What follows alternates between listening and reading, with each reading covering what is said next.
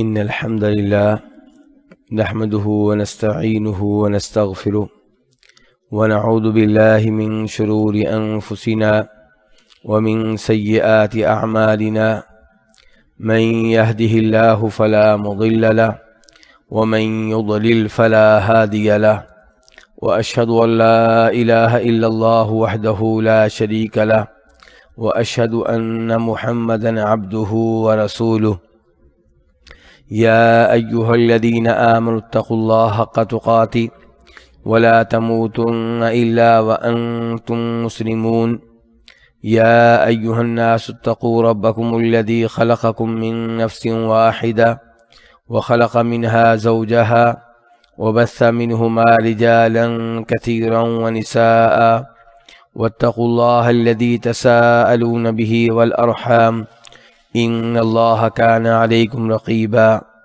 يا أيها الذين آمنوا اتقوا الله وقولوا قولا سديدا يصلح لكم أعمالكم ويغفر لكم ذنوبكم ومن يطع الله ورسوله فقد فاز فوزا عظيما أما بعد فإن خير الحديث كتاب الله وخير الهدي هدي محمد صلى الله عليه وسلم وشر الأمور محدثاتها وكل محدثة بدعة وكل بدعة ضلالة وكل ضلالة في النار۔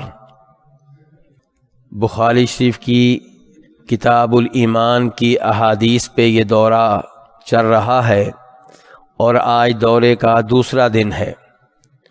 دوسرے دن کا درس شروع کرنے سے پہلے کل کے درس کے تعلق سے چند باتیں آپ کے سامنے رکھنا چاہوں گا تاکہ آئندہ احادیث میں گفتگو کرنی آسان ہو جائے۔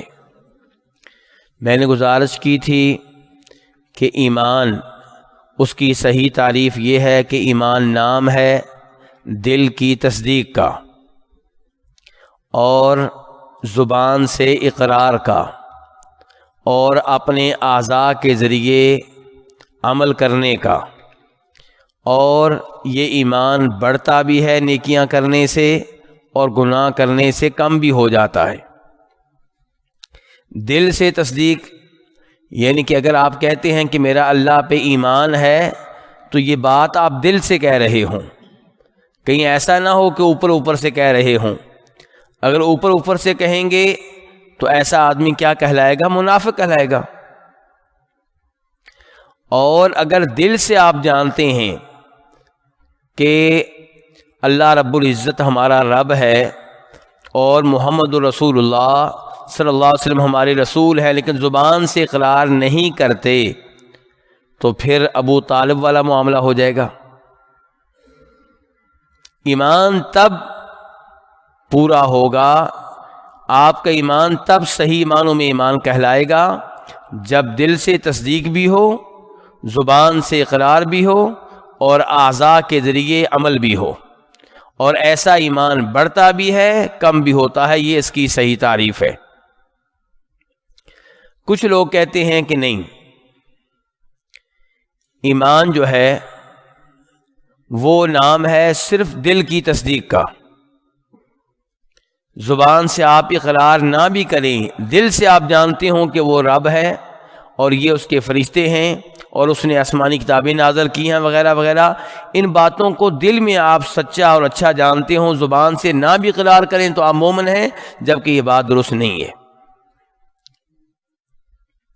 تو کچھ لوگ کہتے ہیں دل سے تصدیق کر دیں، زبان سے اقرار نہ کریں تو آپ مومن ہیں، اور کچھ کہتے ہیں آپ زبان سے اقرار کر دیں، دل میں چاہے وہ بات نہ ہو تب بھی آپ مومن ہیں۔ یہ ایمان کی غلط تعریفیں ہیں، اور صحیح تعریف وہی ہے جو پہلی تعریف ہے۔ اور کچھ لوگوں نے یہ بھی کہا، میں نے بتایا تھا آپ کو، کہ وہ ایمان میں عمل کو اتنی اہمیت دیتے ہیں کہ اگر کوئی کبیرہ گناہ کر بیٹھے تو کہتے ہیں مومن نہیں ہے، یہ ایمان سے خارج ہو چکا، یہ مرتد ہو چکا۔ تو ان حالات میں ہمیں دیکھنا چاہیے کہ صحیح تعریف کیا ہے اور اسے یاد رکھنا چاہیے۔ تو اب ہم آگے بڑھتے ہیں۔ میں نے گزشتہ رات امام بخاری رحمہ اللہ کی طرف سے پیش کردہ آیتوں کی وضاحت کی تھی کہ یہ آیتیں امام بخاری اس لیے لے کر آئے ہیں تاکہ وعدے کر سکیں کہ ایمان بڑھتا ہے، ایمان بڑھتا ہے۔ اس کے بعد امام بخاری کہتے ہیں آیتوں کے بعد والحب فی اللہ والبغض فی اللہ من الایمان، اللہ کی وجہ سے محبت کرنا، جس سے آپ محبت کرتے ہیں اس سے اللہ کی وجہ سے محبت کریں، اور والبغض فی اللہ، اور اللہ کی وجہ سے کسی سے بغض رکھنا، اللہ کی وجہ سے کسی سے دشمنی رکھنا، یہ دونوں چیزیں من الایمانی، ایمان میں سے ہیں۔ امام بخاری کی اس عبارت کا کتاب الایمان سے کیا تعلق ہے؟ جی میں آپ سے جواب لینا چاہوں گا تاکہ مجھے پتہ چلے کہ آپ واقعی ادھر موجود ہیں۔ جی امام بخاری کہہ رہے ہیں کہ اللہ کی وجہ سے محبت کرنا کسی سے، اور اللہ کی وجہ سے کسی سے نفرت رکھنا، یہ ایمان کا حصہ ہے۔ محبت کرنا یہ عمل ہے یا نہیں؟ تو اس کا مطلب یہ ہے کہ اعمال ایمان کا حصہ ہے۔ اللہ کی وجہ سے کسی سے نفرت کرنا یہ عمل ہے، اس کا مطلب یہ ہے کہ نفرت کرنا یہ عمل ہے اور یہ ایمان کا حصہ ہے۔ تو اعمال ایمان کا حصہ ہے۔ اچھا، اب محبت کا لیول ایک جیسا ہوتا ہے؟ جن لوگوں سے آپ اللہ کی وجہ سے محبت کرتے ہیں، ایک آدمی ہے اس سے آپ بھی محبت کرتے ہیں اللہ کی وجہ سے، میں بھی کرتا ہوں، کیا میری اور آپ کی اس سے محبت ایک جیسی ہوگی؟ فرق ہوگا، کسی کی زیادہ ہوگی، کسی کی کم ہوگی، اور خود میری محبت بھی کبھی زیادہ ہوگی کبھی کم ہوگی۔ جب میں اس کو دیکھوں گا کہ آج وہ تلاوت کر رہا ہے، نماز پڑھ رہا ہے، صدقہ خیرات کر رہا ہے، آج میری اس سے محبت بڑھ جائے گی۔ کل میں دیکھوں گا کہ وہ تو سگریٹ پی رہا ہے، تو چونکہ مومن ہے، کافر نہیں ہے، محبت رہے گی بطور مومن اس سے کچھ نہ کچھ، لیکن کیا اتنی ہوگی جتنی گزشتہ روز تھی؟ تو جب محبت بڑھی تو ایمان بھی بڑھا، جب محبت میں کمی آئی تو ایمان میں، بات واضح ہے نا؟ تو ایمان جو ہے، اعمال یہ ایمان کا حصہ ہے، اور یہ کہ ایمان بڑھتا ہے کم ہوتا ہے، یہ امام بخاری بار بار ثابت کرنا چاہ رہے ہیں۔ آگے دیکھیے کیا کہتے ہیں، کہتے ہیں وَكَتَبَ عُمَرُ بْنُ عبد العزیز إِلَىٰ عَدِيِّ بْنِ عَدِيٍّ، کہ عمر بن عبد العزیز نے عدی بن عدی کو لکھا تھا۔ کیا لکھا تھا وہ آگے آ رہا ہے، لیکن اس سے پہلے میں آپ سے جاننا چاہوں گا یہ عمر بن عبد العزیز کون ہے؟ جی نہیں، ان کے خاندان سے نہیں ہے، یہ بات درست نہیں ہے۔ خلیفہ گزرے ہیں کس کے بعد؟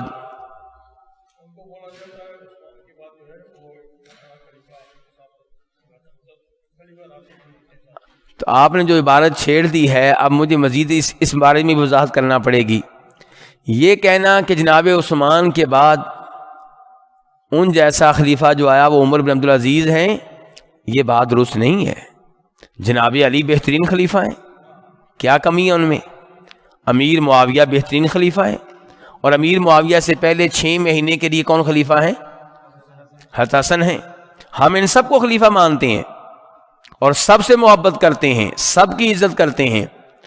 ہم ان میں سے نہیں ہیں جو امیر معاویہ سے نفرت کرتے ہوں، صحابی ہیں وہ بھی، یہ مانتے ہیں کہ ان کا مقام و مرتبہ وہ نہیں ہے جو پہلے 4 کا ہے، اس میں کوئی شک و شبہ نہیں، لیکن ان کے مقابلے میں وہ نیچے ہوں گے، پیچھے ہوں گے، ہم تو ان کے مقابلے میں کچھ نہیں ہیں۔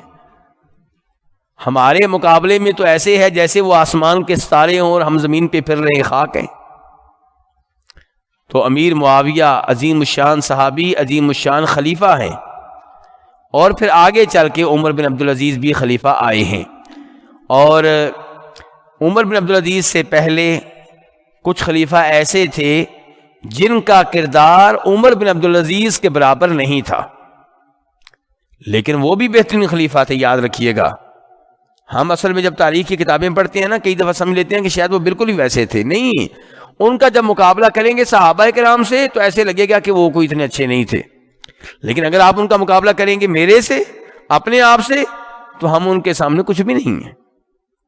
تو عمر بن عبدالعزیز بہرحال چند خلیفہ کے بعد ایک بہترین خلیفہ آئے، تو اس لیے ان کی بڑی اچھی شہرت ہے اور ان کو بھی خلیفہ راشد کہا جاتا ہے. تو عمر بن عبدالعزیز لکھ رہے ہیں لیٹر کس کے نام؟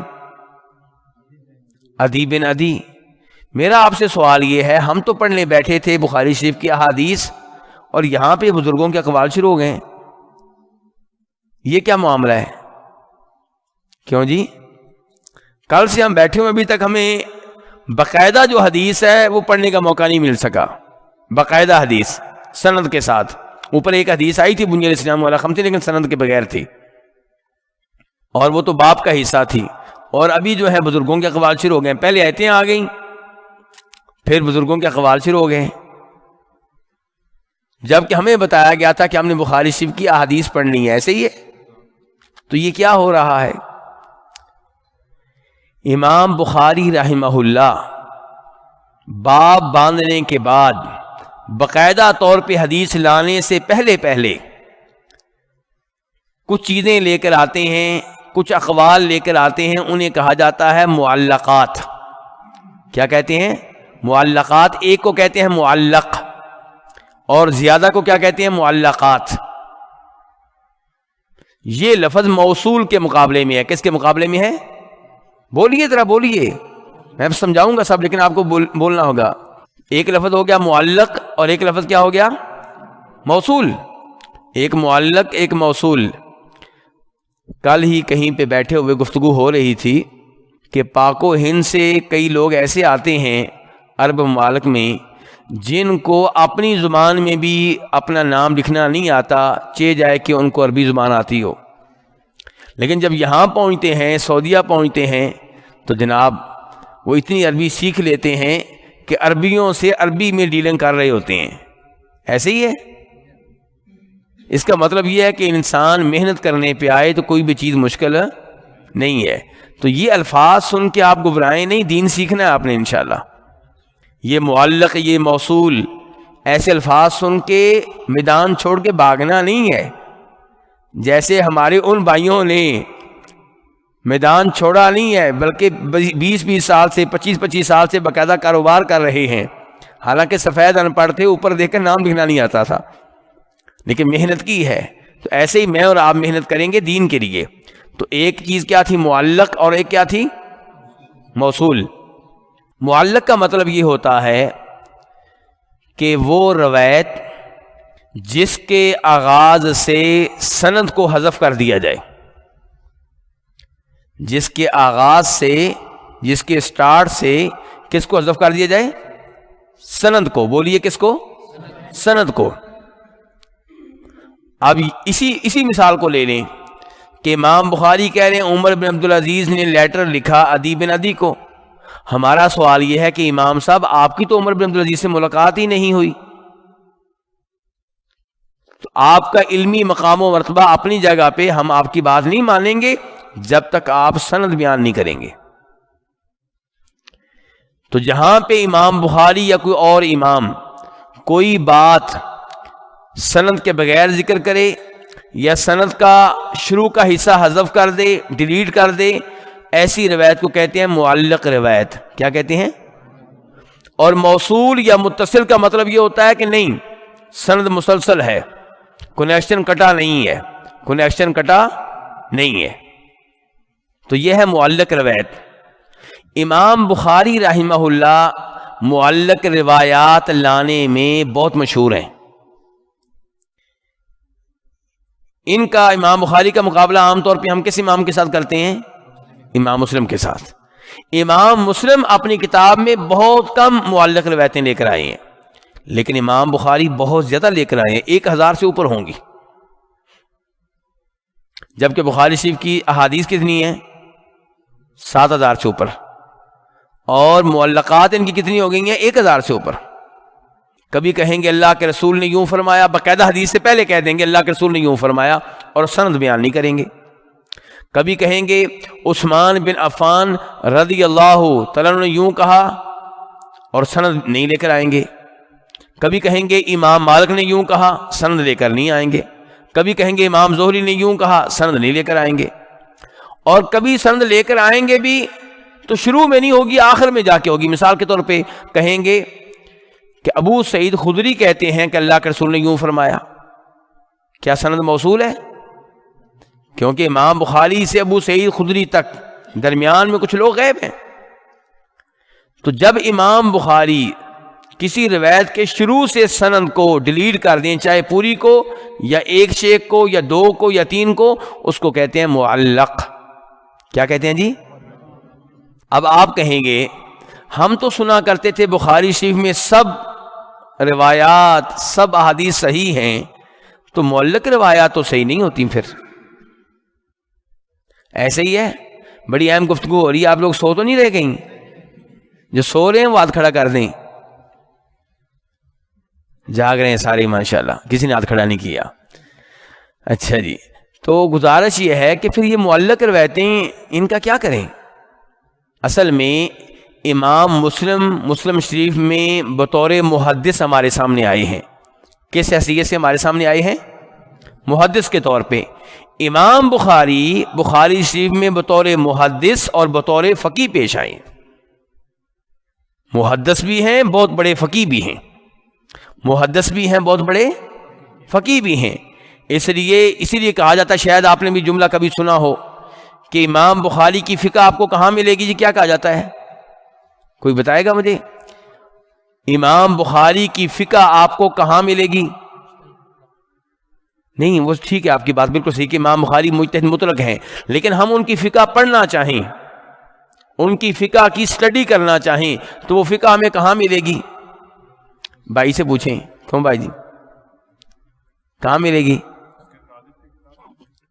کہاں ملے گی ہمیں؟ کہاں ملے گی میں کہہ رہا ہوں. اس کا مطلب ہے کہ آپ سو رہے تھے. چلیے جی، آپ کیا بتایا؟ آپ نے جواب دیا؟ نہیں، وہ باب میں ملے گی. امام بخاری حدیث لانے سے پہلے جو ہیڈ لائن بناتے ہیں نا، ہیڈ لائن قائم کرتے ہیں، باب باندھتے ہیں کہ یہ باب یوں ہے، پھر نیچے حدیث لے کے اس باب میں ہی امام بخاری فقہ کا پیغام دے جاتے ہیں. باب باندھتے باندھتے وہ شریعت کا کوئی نہ کوئی مسئلہ، کوئی نہ کوئی حکم بیان کر جاتے ہیں، اپنی رائے بتا جاتے ہیں، اپنا رجحان بتا جاتے ہیں. تو عربی میں کہتے ہیں فقہ البخاری فی تراجمہ و ابوابہ، کہ امام بخاری کی فقہ آپ کو کہاں ملے گی؟ بخاری شریف میں جو انہوں نے باب قائم کیے ہیں، ترجمے قائم کیے ہیں. ترجمہ اردو والا نہیں میں کہہ رہا، یہ عربی والا ترجمہ ہے، یہ باب کو ہی آپ کا ترجمہ کہا جا رہا ہے. تو اس باب میں، اس ترجمے میں امام بخاری کی رائے ہوتی ہے، فقہ ہوتی ہے اس میں. تو چونکہ امام بخاری صرف حدیث نہیں بتانا چاہتے، ساتھ ہمیں فقیہ بنانا چاہتے ہیں، مسئلہ بتانا چاہتے ہیں، تو باب باندھتے ہیں. باب باندھنے کے بعد اپنی رائے کی تائید کے طور پہ کچھ بزرگوں کے اقوال لے کر آتے ہیں. کن کے اقوال لے کر آتے ہیں؟ بزرگوں کے. اور چونکہ وہ سند کے بغیر ہوتے ہیں یا شروع سے سند غائب ہوتی ہے، تو ان اقوال کو، ان روایات کو کیا کہا جاتا ہے؟ معلق. کیا کہا جاتا ہے؟ معلق. اچھا، اب یہ معلق روایات کیا ضعیف ہیں کہ صحیح ہیں؟ یہ سوال ہے. کیا جواب آپ لوگوں کا؟ صحیح کیسے ہیں؟ سند نہیں ہے تو صحیح کیسے ہو گئے؟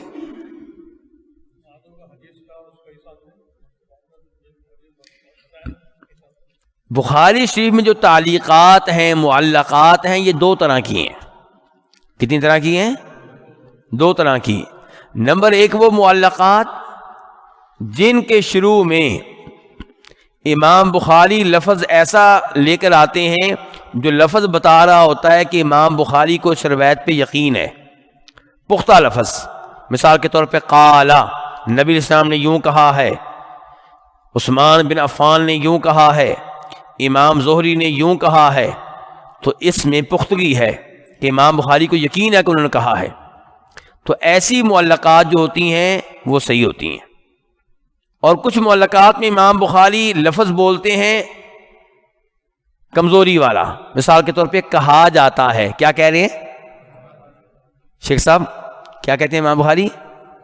کہا جاتا ہے. اب کہا جاتا کا لفظ بتا رہا ہے کہ امام بخاری اشارہ دینا چاہتے ہیں کہ یہ بات مشہور ہے, صحیح ہے یا نہیں, میں یہ بات پکی نہیں کروں گا, آپ چیک کریں اس کو.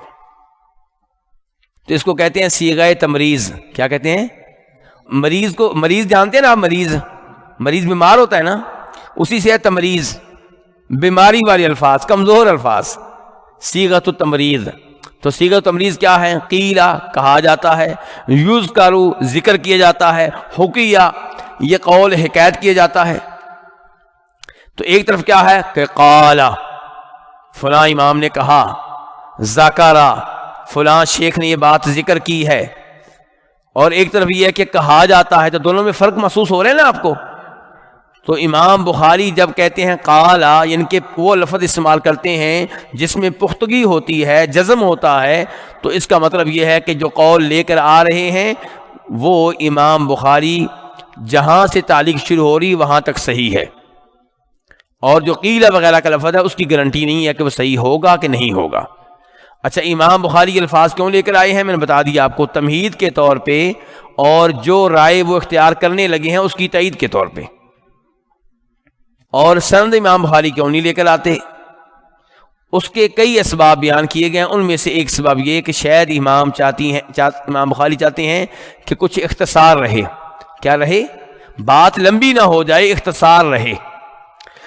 اب اگر کوئی کہے جی آپ نے تو کہا تھا بخاری شریف میں سب احادیث صحیح ہیں, اور ابھی آپ کہہ رہے ہیں کچھ معلق روایتیں ایسی ہوتی ہیں جن کے بارے میں کہہ نہیں سکتے کہ صحیح ہیں کہ ضعیف ہیں, تو کیا دونوں باتوں میں تضاد نہیں ہے؟ کون جواب دے گا مجھے؟ آج تو آپ شروع سے سو گئے لگتا ہے, کوئی حرکت نہیں ہو رہی. جی دیکھیں, ہم نے کہا تھا بخاری شریف کا نام جاننا ضروری. بخاری شریف کا نام کیا ہے؟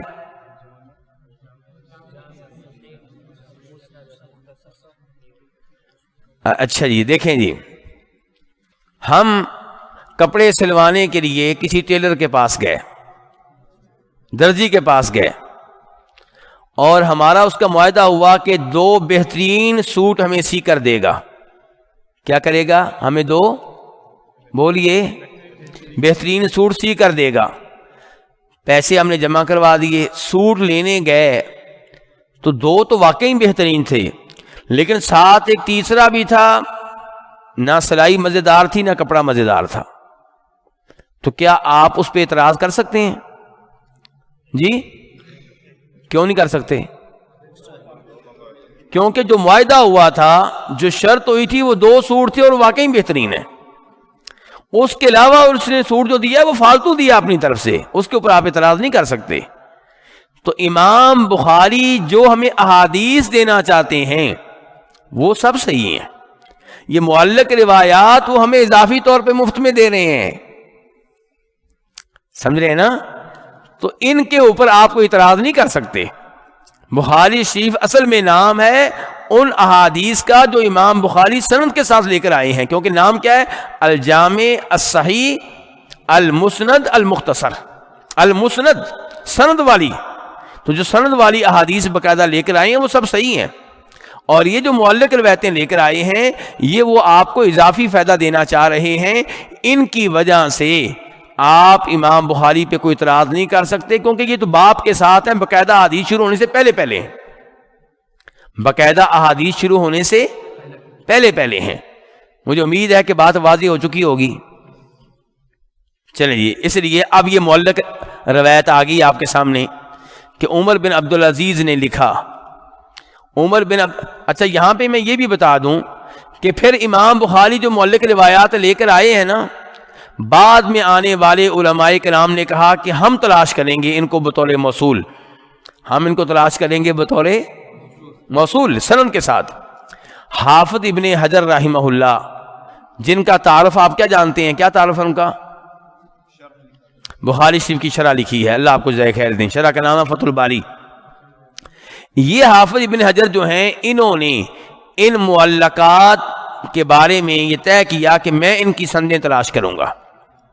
چنانچہ ہر معلق کے بعد حافظ ابن حجر فتح الباری میں لکھتے ہیں کہ یہ روایت جس کو امام بخاری بطور معلق لے کر آئے ہیں یہ بطور موصول موجود ہے. کہاں پہ موجود ہے جی؟ کہتے ہیں بخاری شریف میں ہی موجود ہے دوسری جگہ پہ, یا یہ مسلم شریف میں موجود ہے, یا ابو داؤد میں موجود ہے, یا یہ مسند احمد میں موجود ہے. سمجھ گئے کہ سمجھ گئے؟ تو امام بخاری کی معلق روایتیں جن کو ہم کمزور سمجھ رہے تھے وہ بھی اتنی اچھی نکلی کہ باقی ائمہ کرام کے پاس بطور موصول مل گئیں. تو اس لیے یہ جو روایت ابھی ہم پڑھ رہے ہیں اس روایت کو امام احمد اپنی کتاب مسند میں اور امام ابن ابی شیبہ اپنی کتاب مصنف میں بطور موصول لے کر آئے ہیں. اور اچھا یہاں پہ امام بخاری نے انداز کون سا اختیار کیا ہے؟ کہا جاتا ہے یا کاتبہ؟ بولی دیکھیے لکھا ہے, پکی بات. اس کا مطلب یہ ہے کہ یہ روایت امام بخاری کے نزدیک صحیح ہے. تو کہتے ہیں عمر بن عبدالعزیز رحمہ اللہ نے عدی بن عدی کو لکھا. عدی بن عدی یہ تابعی ہیں, صحابی نہیں ہیں, تابعی ہیں. اچھا جی, انہیں کیا لکھا؟ ان للایمان فرائض و شرائع, کہ ایمان کے کچھ فرائض ہوتے ہیں اور کچھ شرائع ہوتے ہیں. اب آپ کہیں گے ان کا مفہوم کیا ہے؟ ان للایمان فرائض, فرائض کا مطلب کیا ہے؟ فرض اعمال. فرائض کا مطلب کیا ہے؟ فرض اعمال. تو ایمان کن چیزوں کے اوپر مشتمل ہے؟ عمر بن عبدالعزیز یہ بتانا چاہ رہے ہیں ایمان کن چیزوں سے بنتا ہے, کن چیزوں سے تیار ہوتا ہے. تو کہہ رہے ہیں کہ ایمان کے کچھ کیا ہوتے ہیں؟ فرائض ہوتے ہیں. وشرائع, اور ایمان میں کچھ ایسی چیزیں ہوتی ہیں, حافظ ابن حجر اس کی وضاحت میں کہتے ہیں جن سے منع کیا گیا ہوتا ہے, ممنوعات, منع کردہ چیزیں. ایمان میں کچھ چیزیں فرض ہوتی ہیں, کچھ چیزوں سے منع کیا گیا ہوتا ہے. وحدوداً, اور کچھ چیزیں اسلام میں کیا ہیں؟ حدود ہیں, حد. کیا مطلب؟ حدود بیان کی گئی, یہ کام کرنا ہے, اس سے آگے نہیں جانا. یا شراب پئیں گے تو یہ حد لگے گی, چوری کریں گے تو یہ سزا ملے گی, ڈاکہ ڈالیں گے تو یہ آپ کے ساتھ ہوگا. تو اسلام میں کچھ چیزیں فرض ہیں, کچھ اسلام میں عقائد ہیں, کچھ اسلام میں حدود ہیں. وسنن, اور کچھ چیزیں اسلام میں مستحب ہیں, مستحب ہیں, سنت ہیں, افضل ہیں. اچھا جی, اب ایمان کے اونچے لیول پہ کون ہوگا؟ جو ان چیزوں کو بھی اپنائے گا جن کو اسلام نے فرض قرار دیا ہے. نمازیں 5 ٹائم کی فرض ہیں جی, روزے 1 مہینے کے فرض ہیں. تو جو آدمی فرائض پہ عمل کرے, اسلامی عقائد کو بھی اپنائے اور حدود سے دور رہے, ممنوعات سے دور رہے اور مستحب چیزوں پہ بھی عمل کرے, اس کے ایمان کا لیول بہت اونچا ہوگا. اور امام بخاری نے یہاں پہ یہ بھی پیغام دے دیا کہ ایمان میں یہ اعمال داخل ہیں. یہ پیغام دے دیا ایمان کئی چیزوں سے بنتا ہے. اب جتنی یہ چیزیں آپ عمل کریں گے اسی حساب سے آپ کے ایمان کا لیول ہوگا. جو عمل کرنے کے لحاظ سے 0 ہوگا اس کا ایمان بہت نیچے ہوگا, اور جو ہر فرض کے اوپر بھی عمل کرتا ہے, حرام کردہ چیزوں سے دور رہتا ہے, اور نفل بھی پڑھتا ہے, نفلی صدقہ خیرات بھی کرتا ہے, نفلی ذکر بھی کرتا ہے, نفلی طور پہ تلاوت بھی کرتا ہے, یہ سارے کام کرتا ہے. جیسے جیسے آپ اپنے اعمال میں اضافہ کریں گے ویسے ویسے آپ کے ایمان کا لیول بڑھتا چلا جائے گا. کیوں جی؟ امام بخاری نے ثابت کر دیا نا عمر بن عبدالعزیز سے. جی آگے کہتے ہیں فَمَنِ اسْتَكْمَلَهَا, جو ان چیزوں کو مکمل کرے گا. کن چیزوں کو؟ فرائض, شرائع, حدود, سنن. جو ان چاروں چیزوں کو مکمل کرے گا, استکمل الایمان, اس نے اپنا ایمان مکمل کر لیا, اس کا ایمان کامل ہو جائے گا. اس کا مطلب عمر بن عبدالعزیز سمجھتے ہیں کہ ایمان کسی کا کامل ہوتا ہے, کسی کا کامل ایسا ہے کہ نہیں ہے. امام بخاری عمر بن عبدالعزیز سے ثابت کر رہے ہیں کہ اس کا مطلب یہ ہے کہ کسی کا ایمان مکمل ہوتا ہے, کسی کا مکمل نہیں ہوتا, ناقص ہوتا ہے. آگے کہتے ہیں وَمَن لَّمْ يَسْتَكْمِلْهَا, جو ان 4 چیزوں کو مکمل نہیں کرے گا, لم یستکمل ایمان، وہ اپنے ایمان کو مکمل نہیں کرے گا، اس کا ایمان مکمل نہیں ہوگا۔